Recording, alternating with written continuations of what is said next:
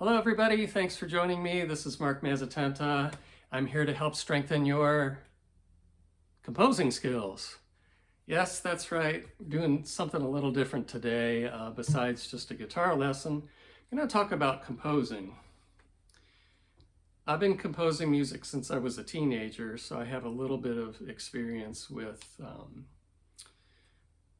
different types of compositions, different types of instruments. Mainly today I just compose for my band, Mazz Jazz, which is guitar, piano, electric bass, and drums typically.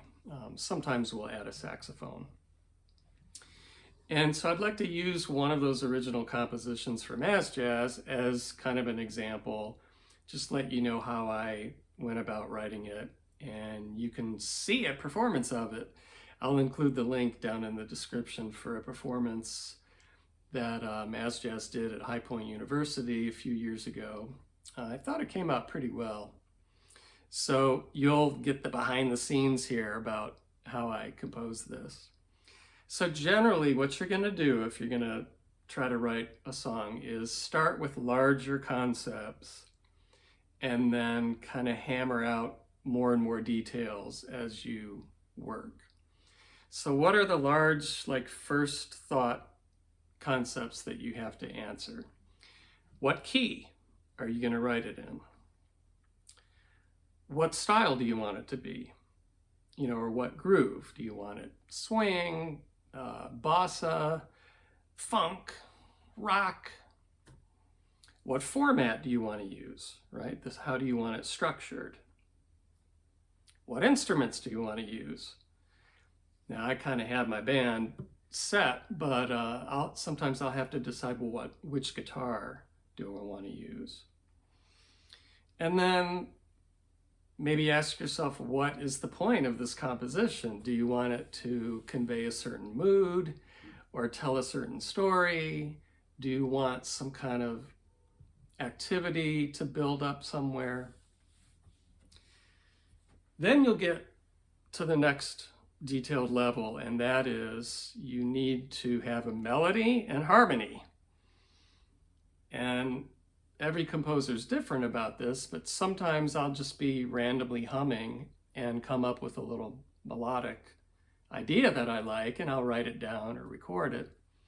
And then I'll try to then put chords to that.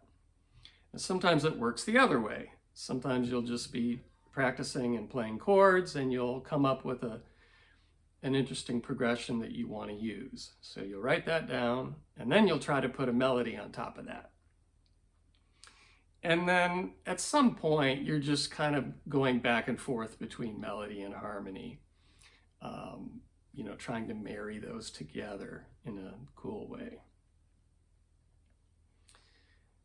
Now, if you write lyrics, of course, you're going to have to be dealing with that at some point too. Now, I don't do that. My music is just instrumental, but I'm always impressed by songwriters that have to marry the lyrics to all the other music. That's a pretty impressive, challenging thing, I imagine.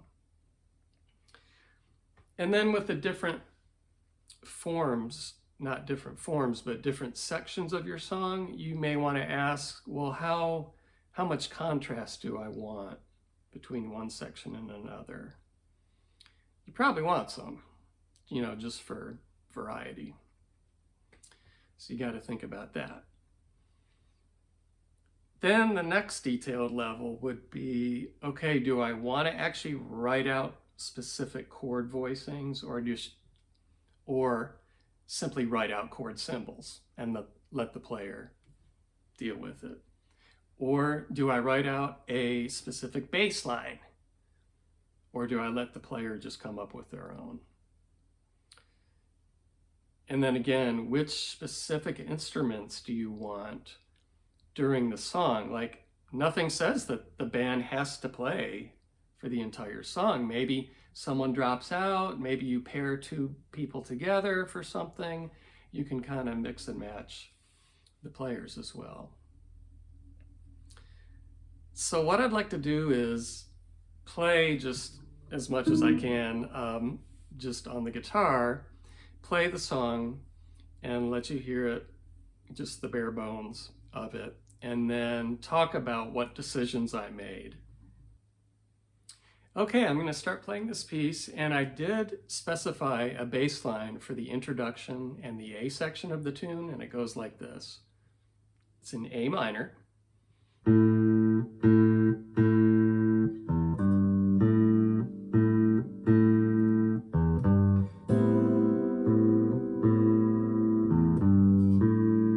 And here's the melody, played on guitar.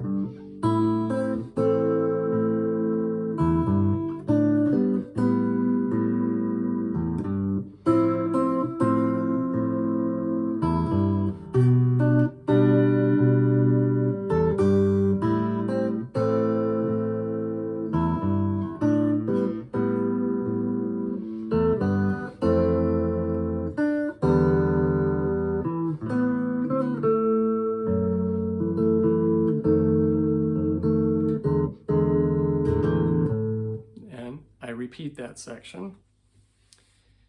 And at the second ending, even though the melody stays the same,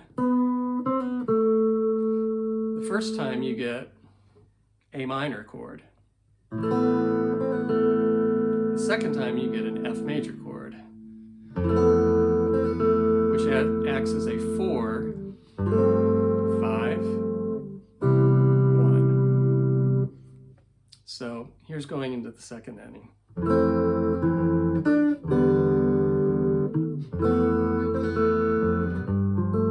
Which goes to the B section.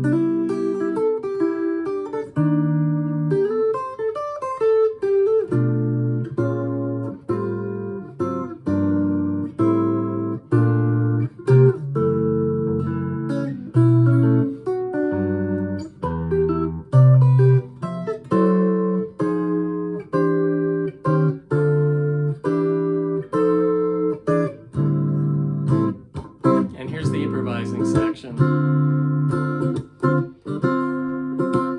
It's an 8-bar, like A minor blues.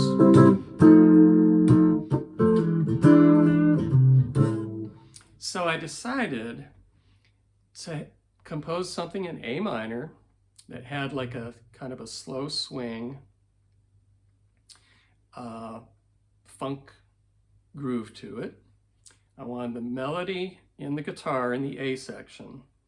The B section, I wanted to be contrasting. So I put more chords in the B section, and I changed the key signature to 7/4, which when I listened to it before, I didn't even realize. The band played it so smoothly that I didn't realize we had switched to 7/4, but it is.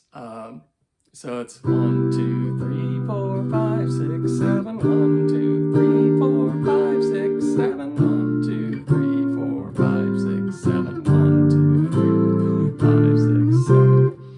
And so I made the B section more dense, and I decided to have the piano play that melody.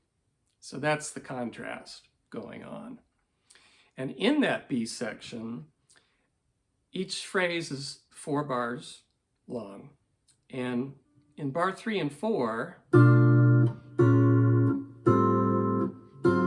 I decided to harmonize one note with this descending, really dense kind of jazz. And then to ascend. Now normally when you have that, you expect it to go to F major or D minor, but it does neither of those. It goes. So sometimes I will do like an abrupt harmonic change like that, just for interest. And then in those, in bars 7 and 8 of the B section, I paralleled bars 3 and 4 of the B section.